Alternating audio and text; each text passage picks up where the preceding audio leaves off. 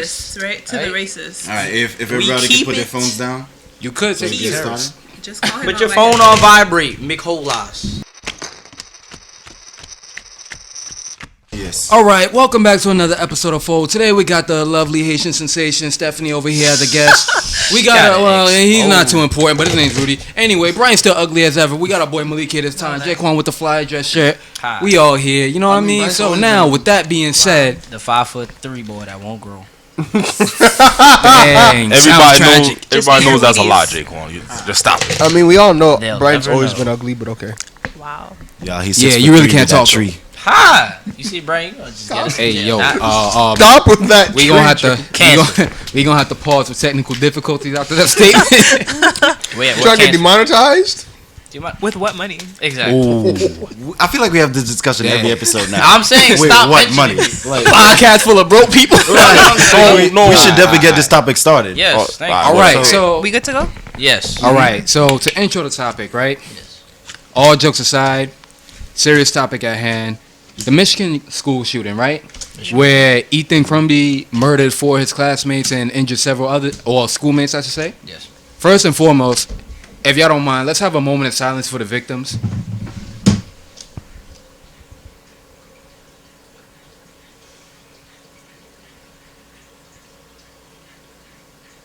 Yeah, God rest their souls. God bless the families. My heart goes out to them.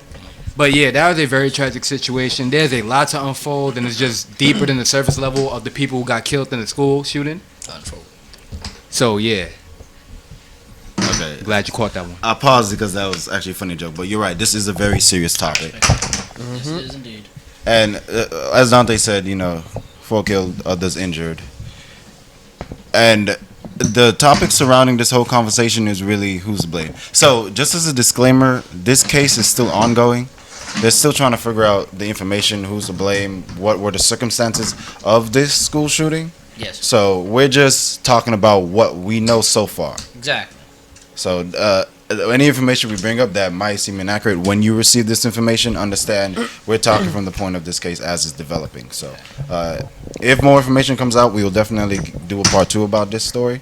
So, yeah, stay tuned. But for now, I want to discuss really the big topic, who's to blame. I think that has been actually a main point of our latest videos, who is to blame in this situation, because everything in these last few days have been about, okay, who causes this issue? Right. Who starts the contention between these two groups? Yada, yada, yada. So for this case specifically, it's between the parents and the school. Because as we know, and this typically happens with school shootings. Sorry if I'm rambling, guys.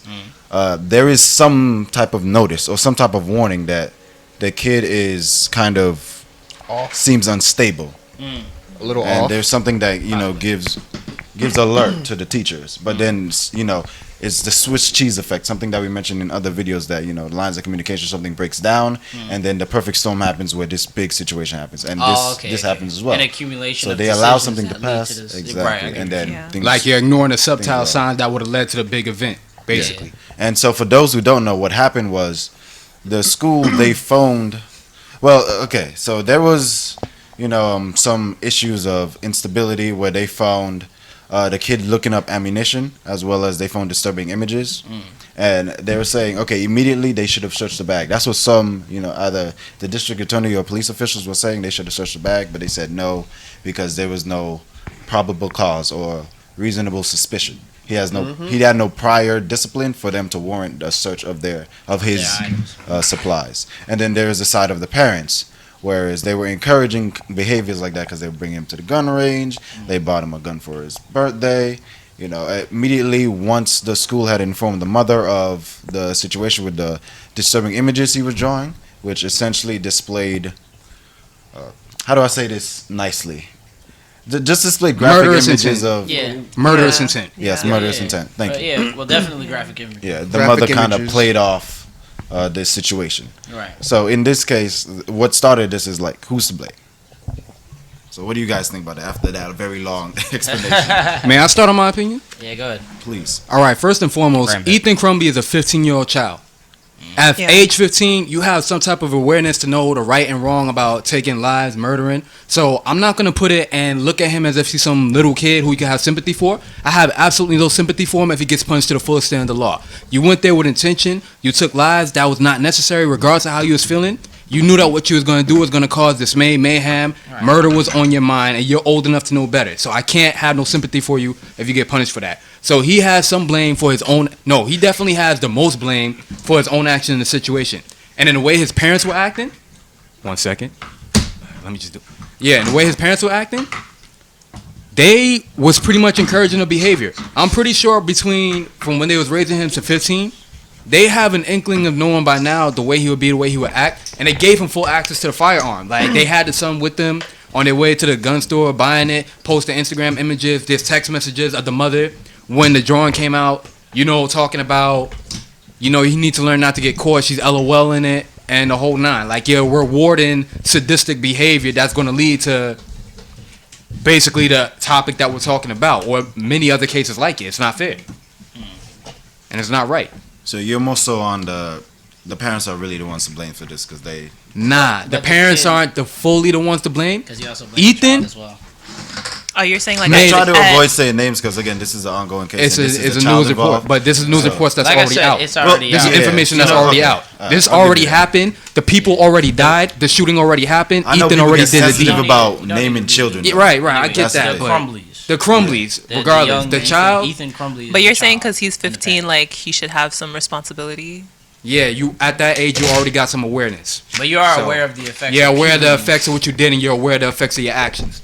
Well, not puberty in general, but just the development of a child in terms of how they're raised and how they are taught in general. Their mentality is based on the parents and their own personal experience. You're considered no longer a minor at 18. He's 3 years away, so... Yeah, but he was tried as an adult. He was tried as an adult for what happened. Because he murdered people. Yeah. He should be. He should. Right. They're trying... He killed people. I mean, it is difficult in terms of trying somebody as an adult, but the fact that he committed murders, people are aware up to a point the extent of how severe murder is. It's one of the most severe crimes in the world, and it's always difficult in terms of how do you a child or a minor killing someone. That's always a difficult thing to assign, because then it's just like you do want to blame the child, but then at the same time you start. Do we want to blame the child? Because it doesn't seem like if you read articles, at least the articles we read, they didn't really bring up the child as being. They've been focusing heavily on the parents because some of their behaviors following after the shooting, because they. But that's the more recent argument, because they run away from the manslaughter charges. How does the kid get access to a firearm on top of that?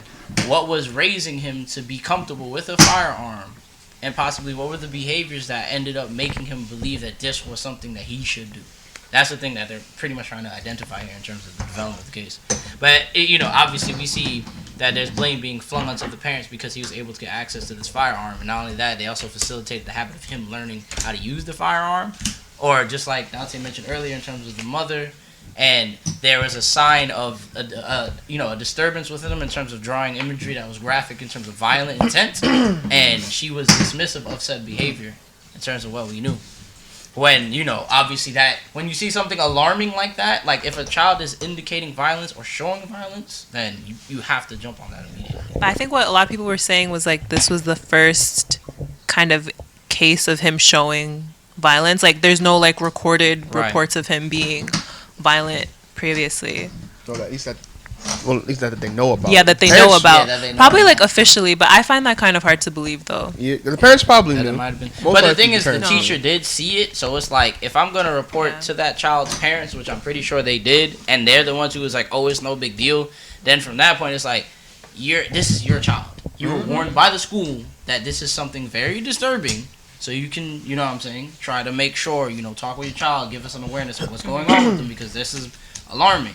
Kids don't normally do that. Especially not to the way they did, since everyone saw it. I feel like other students kind of knew, though. Like, that's the kind of... Oh, potentially. Yeah, because... Maybe, yeah. Because it seems like... Student cases. Yeah, it seems like people kind of saw his social media posting, and some people didn't go to school that day because they were afraid of what was going to happen, basically. But. Possibly. Yeah, since they said something about rooms. I mean, if I was a kid at the school, and I'm hearing there's a kid who drew, disturbing imagery of shooting, I'm about to be, a little... Oh, yeah, I'm begging my mom not to let me go to school. Yeah. I'm begging. I don't want to go to school.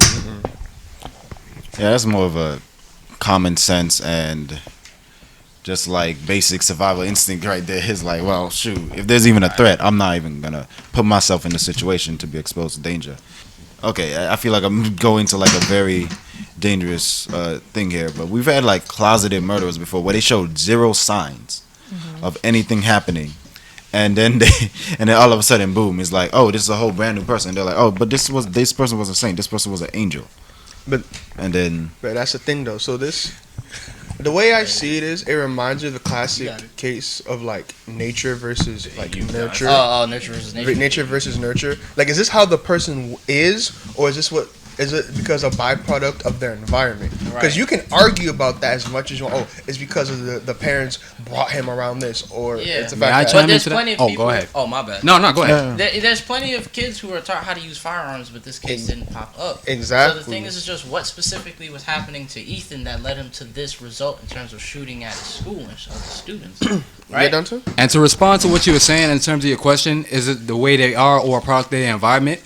Anytime there's a situation like that, bro, it's always a little bit of both.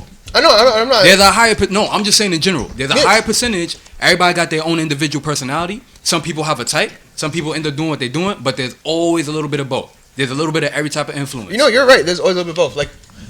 Like for example, like in this case, Newark people who live in the area. They get exposed to like the most heinous, disgusting things possible. Yeah, ride the subway.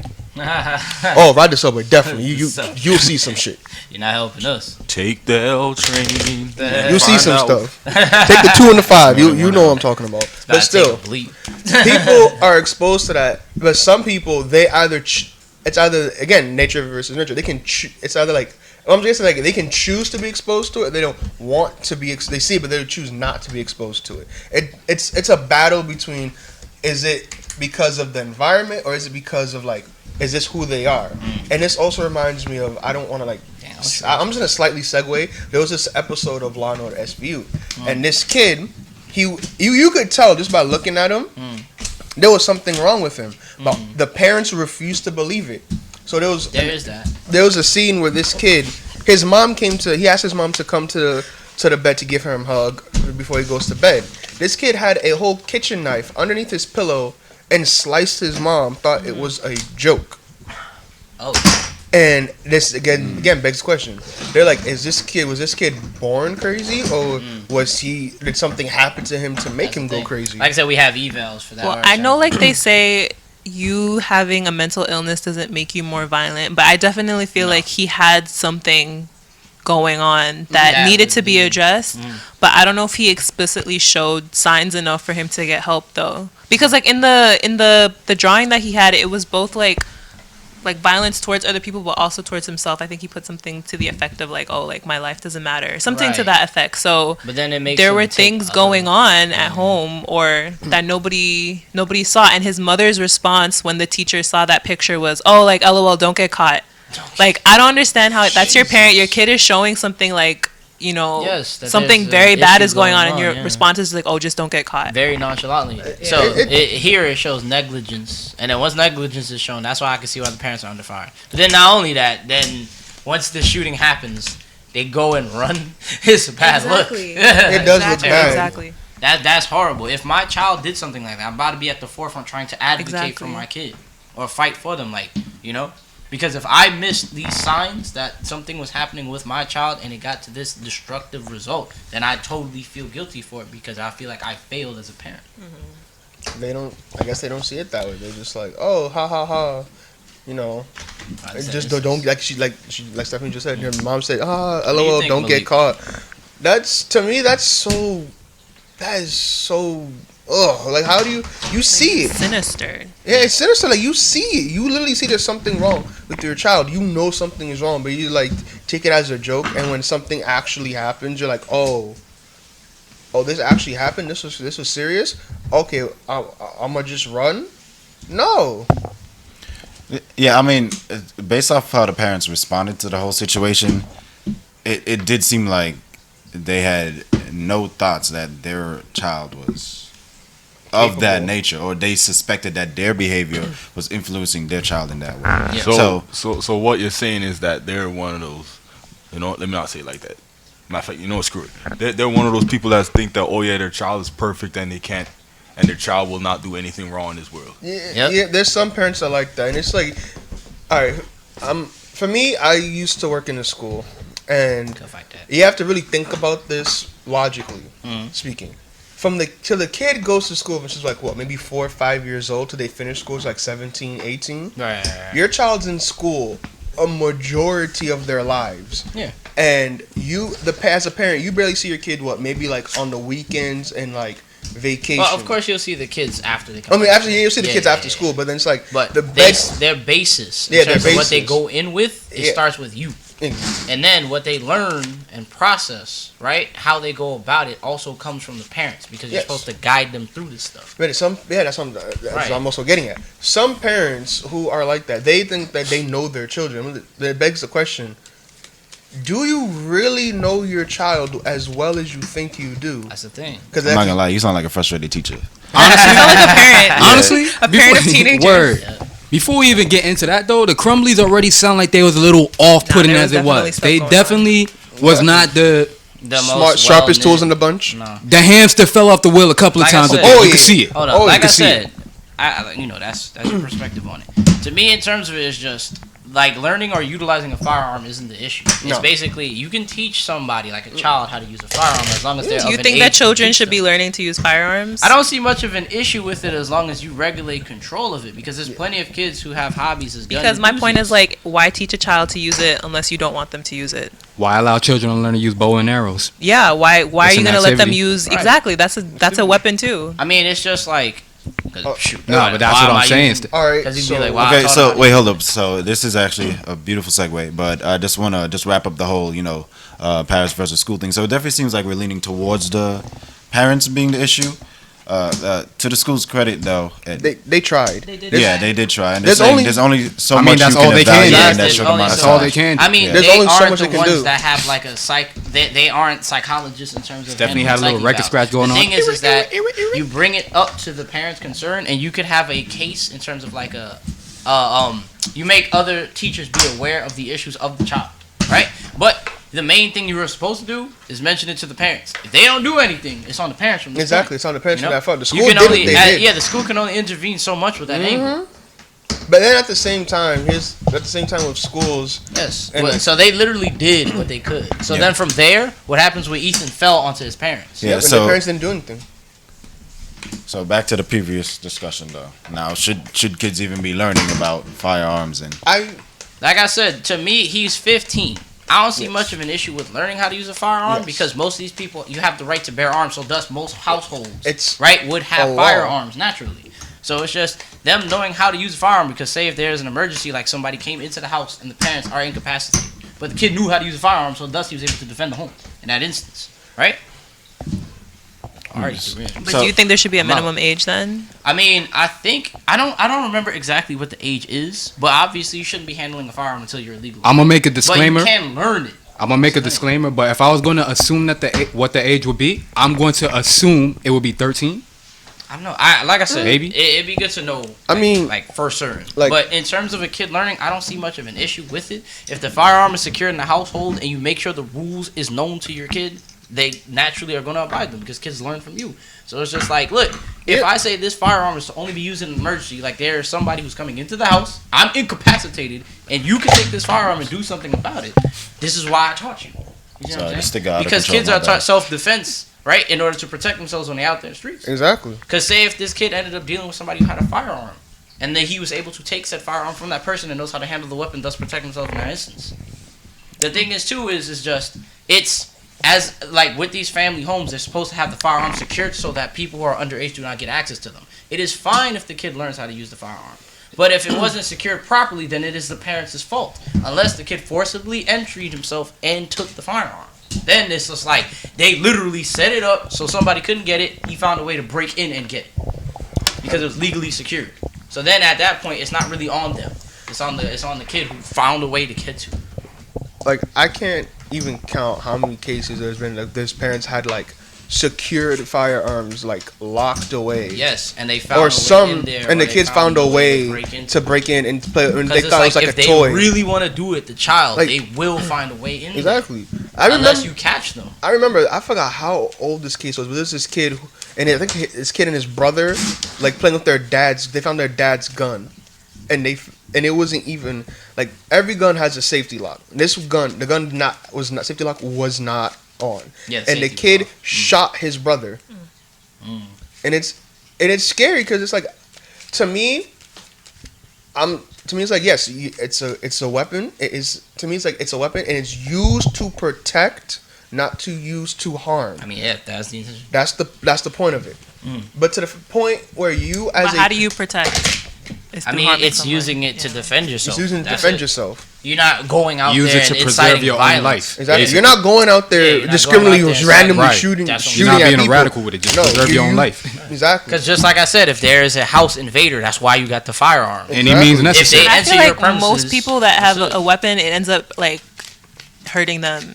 Like if you There is a statistic for that though. A lot of the statistic goes as follows. I don't got a most guns that are purchased for home invasions or for that type of protection end up hurting the people that bought the guns instead of actually defending from home invaders. Sounds like people don't know how to use the firearm. Yeah, they're not trained. And then now you want people to teach their children how to use firearms when they can't use it themselves. But then that's on the person, not the me. There's literally legal classes to teach you how to handle firearms. Yeah, exactly. Because then what about all these security officers or police officers that all know how to handle firearms? They're trained. Stephanie, what were you about to say? Classes to get assigned how to use firearms. That sounds like negligence on those people. So now should they be teaching their kids? So now should policemen be teaching their kids how to use guns? Because naturally are going to teach their children most likely anyway. It's their children, and police are always targets. If I was a cop, my kid's gonna know how to use a weapon once he is of age to use a firearm. My take on this is you can teach self-defense without having to teach how to use a gun. That's my take on it. I taught my kid karate, I do feel like that's two different things though. Like, that's my fault. No. Protecting like how to defend yourself like from someone that has a gun is different from actually like using it. I don't know if that's what's in like. I'm definitely 100% with Jaquan on this one. That's what I'm saying. Because I'm like, if I teach my kids self-defense, then if they end up fighting some kid, he overly beat the kid because he had karate. He was defending himself. You see what I'm saying? He was taught that. I agree with you. What's the point? Like you know karate, whatever it is, whatever type of martial art, whatever you have it going or not. He shouldn't have been taught that. He was inciting violence. So what kind of parent will you be if the kid comes home and says someone hit me? Do you tell the kid, okay, you hit them back, or like what do you? No, I say you defend yourself. If he harms you, you get to strike back to defend yourself. You don't initiate a fight because that's how I operate. Okay. I only strike back when I get struck. If you have to finish it, then by all means, finish it. If you're hostilely threatened, like this person has a weapon and they're literally threatening me with physical violence, I'm legally able to defend myself. I'm like, if you striking me, then I'm striking back. That's it. And if you're striking at me with hostile intent, then expect the same in kind. Because I don't know, you could kill me. So I'm gonna fight back with the same level of force. You see, I'm not bothering myself. I agree with you on that because I had you crazy. I had a coworker. He told me a story about what he went through with his son. His son was getting bullied and all that, but he has a son in I forgot what martial art it was. Like I think it was Taekwondo or something like that. Okay. So he told his son, just tell the teacher. His son went. Son went and tell the teacher multiple times, and then it was just to a point. You know how like obviously everybody has a breaking point when it comes to certain things. Yep. Is literally the kid hit his breaking point. Literally flipped the kid and it's literally slammed him and all that. Yeah, he got one. All right. He got a phone call saying, it was your son did this and that yada yada, and then the other kid's parents tried to get his son in trouble. He was saying. And then as soon as the son mentioned the kid's name, because his son was mentioning it to his dad all the time, he said, "Tell the teachers, tell an adult," because he doesn't want his son resort to the violence. Right. But then he was saying that his son reported to teacher whatever adult was around it. Yeah, they didn't do anything. How old were they? I forgot how like old elementary school. Or, no, I don't. Middle school. Probably around like middle school. Okay. Yeah, junior high. So. But it was around it. Okay. My bad. Yeah, because if he went and told people and then still he was getting attacked, it's just like, what are you supposed to do? Let them beat you up? Exactly. Because what happened was... I'm going to hear Dante's point, though, so we keep this going. Sorry. Oh, I was just going to finish up and then we done with it. All right, finish your point. Yeah, but, sorry to cut you off, Dante. Nah, go ahead, bro. Finish your point. To finish up with that is that as soon as his son mentioned the kid's name, he said, wasn't that the kid that was messing with you multiple times, and then nobody did anything. Right. I mean, in a way, it was a bit harsh for what my coworker said at the time, saying that kid deserved it. No one stopped him. He kept on going. What do you want his son to do? Just stay there and get beat up and all that? So it's like if he hit his breaking point. And you know how like most of these martial arts to teach you not like violence is like the last thing resort. resort. It's the last resort. Yeah. Because they're taught it's to defend yourself. You do not have a choice. If he literally did everything the kid's supposed to do, you reported it to teachers, you told your parents, and it's still happening, and this person is attacking you with force that's going to harm you, then at that point you did everything that you need to do. Literally. Now it's on them. Whatever happens to them, that's nobody's fault but theirs. Obviously, it shouldn't lead to somebody dying. You don't want to get hurt. Keep your hands to yourself. That's simple. What I'm saying. Exactly. But now, to go back to the point that I was about to say, I'm going to take this conversation a little deeper and go into the psychology of things, because everybody earlier was talking about the whole aspect of buying a gun, and then especially when we was talking about the gun owners and owning one in the household, and it usually ends up to the gun being used for more other things. I gotta look into that's a person issue for me personally, not necessarily the gun. Because guess what? You could be in an argument in the house, and guess what? That kitchen knife or the fork or whatever was nearby can be picked up, and now that become the weapon. What are you gonna do? Make signs saying ban forks, ban kitchen? You gotta eat, right? So it's all on a person, really, in their mentality. What is it? Why is it so easy to incite the violence, and why is it so easy to go to those extreme methods? Because he didn't need to bring a gun to school. He could have ran around with a knife just poking people. That's what I'm saying. Like, there could have been so many other means. It's more like a mentality issue. There's been reports of a kid who ran in school and was assaulting kids. I remember that with the hammer. Like, it's happened before. Wasn't that the Virginia Tech? But did anybody die with the hammer? I mean, you could say that it's easy. No, he had videos of himself holding a hammer. No, I'm saying you could cause damage. You can do a lot of damage, actually. Yes. Like I said, and then remember, children are developing. It's not an adult who gets hit by a hammer versus a child. It's two different resistances. Yeah, there's permanent damage that could happen. To die from a hammer hit to the back of the head versus an adult.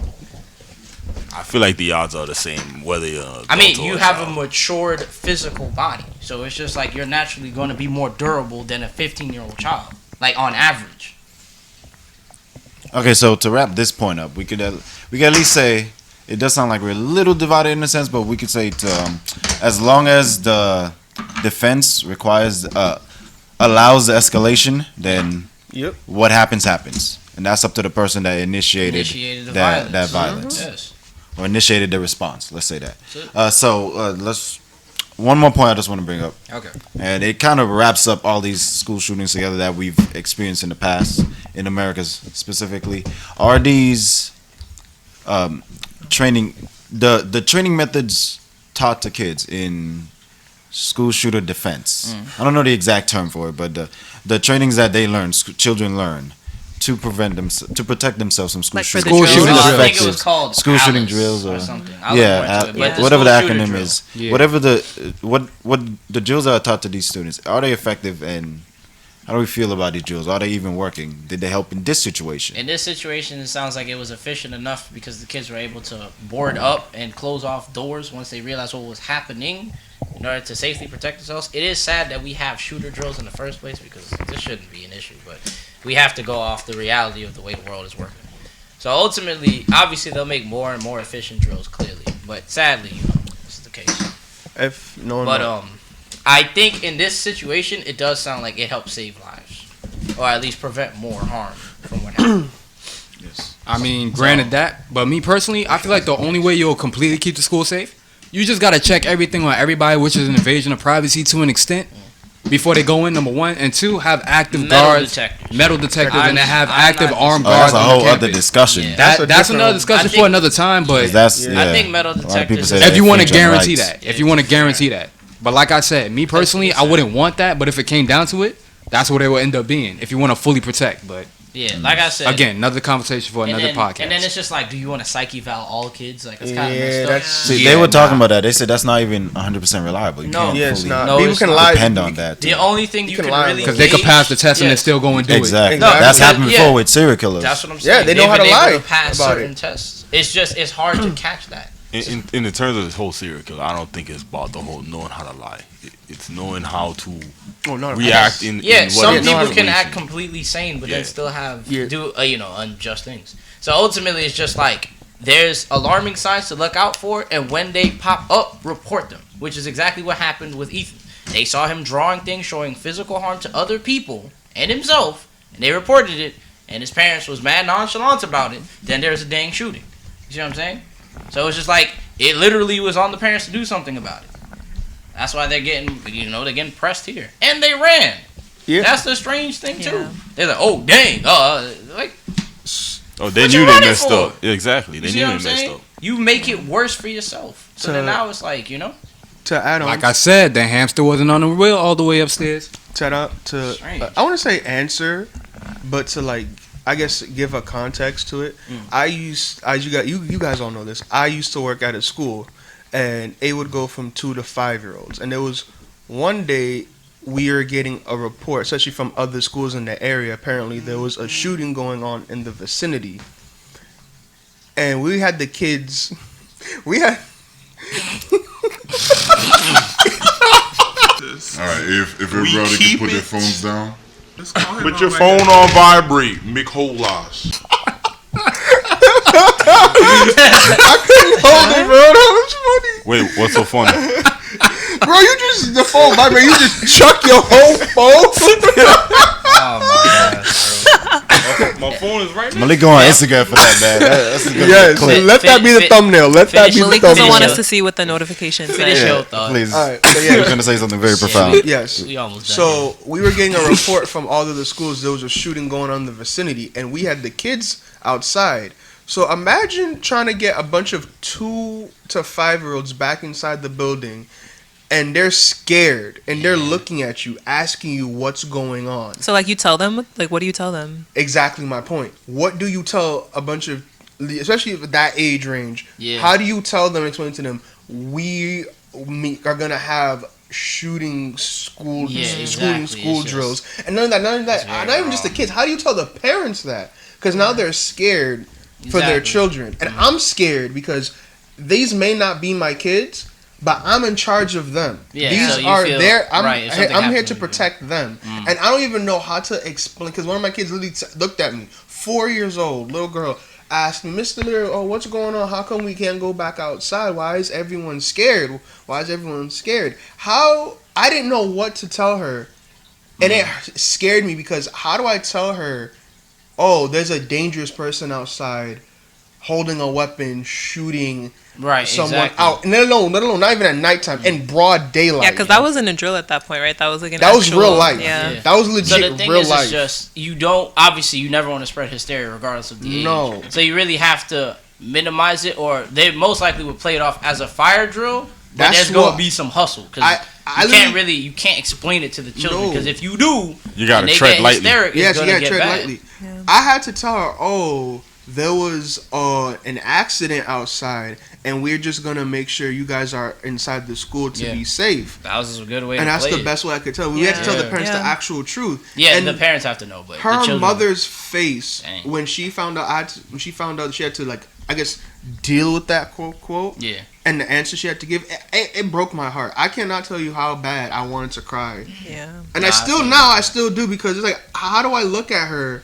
And I see her face, and I'm trying not to do it right now. But it's like, how do you tell a child that, especially at that age, from like maybe 11 to like middle school to like high school, they can fathom that. Like, snap! It's still unreal. It's still unreal, though. But like you can fathom that. They can fathom, but like the fact that it might happen, and knowing that this parent, probably this is the last day this parent's gonna see their child, or this child had an argument with their parent and said something they didn't mean to say, and it's probably the last time they're gonna see their mom or their dad or whoever it is.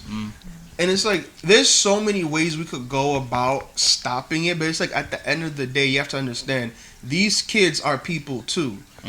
How are you gonna, yes, we can do a psyche eval. You're gonna psyche eval every kid in every school in every district. And that kind of goes to the metal detector discussion too. People are saying that infringes on rights because now these kids feel like they're in jail. Yeah.